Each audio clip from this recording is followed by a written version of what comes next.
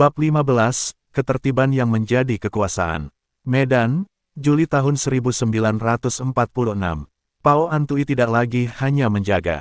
Mereka mulai mengatur, menentukan siapa boleh berdagang, siapa boleh lewat, siapa harus membayar. Tan Giokseng berdiri di tengah semua itu.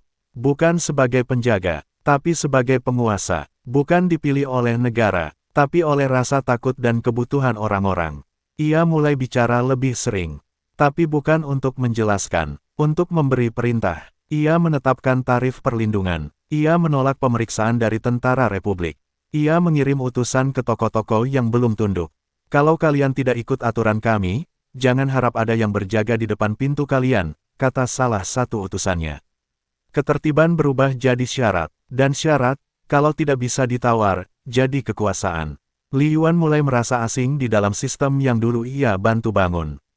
Ia masih berjaga, masih mencatat, tapi laporannya tidak dibaca, pertanyaannya tidak dijawab. Ia mencoba bicara dengan Tan. Kita dulu dibentuk untuk melindungi. Sekarang kita memaksa. Tan menatapnya lama, lalu berkata, kalau kau tidak bisa ikut arah, jangan berdiri di tengah jalan. Kata-kata itu tidak keras, tapi cukup untuk membuat Li Yuan sadar. Ia tidak lagi berdiri di dalam. Ia mulai berdiri di antara. Beberapa pemuda mulai bicara tentang Tan yang membentuk lingkaran dalam, tentang toko-toko yang harus bayar 2 kali lipat, tentang penjaga yang lebih sering menagih daripada menjaga. Li Yuan mendengar semuanya, tapi ia tahu, kalau aku bicara terlalu keras, aku akan dianggap pengkhianat. Kalau aku diam terlalu lama, aku akan jadi bagian dari ini. Dan menjadi bagian, kadang berarti kehilangan bentuk. Malam itu, Li Yuan berjaga di sektor yang dulu ia kenal. Tapi suasananya berubah. Penjaga lain tidak menyapanya. Toko-toko tutup lebih awal. Di ujung gang, ia melihat 2 pemuda Pao Antui memeriksa barang dagangan seorang ibu tua. Ini belum bayar bulan ini, kata salah satu. Kalau tidak bisa bayar, kami ambil saja.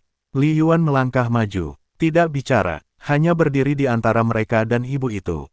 Pemuda itu menatapnya, lalu pergi. Ibu itu tidak bicara, tapi matanya basah. Malam itu, Li Yuan menatap langit. Langit yang dulu ia jaga. Langit yang sekarang terasa lebih berat. Ia membuka buku kecilnya, menulis 1 kalimat. Kalau penjaga mulai menagih, maka siapa yang akan menjaga dari penjaga? Dan di kejauhan, suara langkah mendekat.